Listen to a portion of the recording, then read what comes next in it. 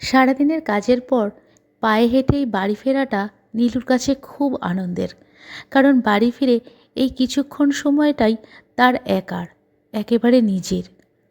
একা থাকতে নীলুর যে খুব ভালো লাগে তা না, তবু সন্ধেবেলাটা একা একা কাটাতে বেশ অন্যরকম লাগে নীলুর। সেই ছোটোবেলার কথা মনে পড়ে। লক্ষ্মীকান্তপুরের সেই ছোট্ট বাড়িতে মা সন্ধে হলে প্রদীপ জ্বেলে দিত, সন্ধে দিতে বলতো কোনো কোনো দিন নীলুকে।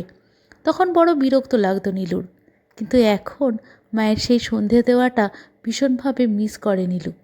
ভীষণভাবে মনে পড়ে মায়ের সেই শাঁখ বাজানো, ছোট্ট ঘণ্টা বাজানো।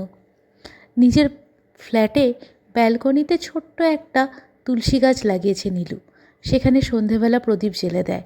আর মাঝে মাঝেই মনে মনে সেই মায়ের কথা মনে করে সে।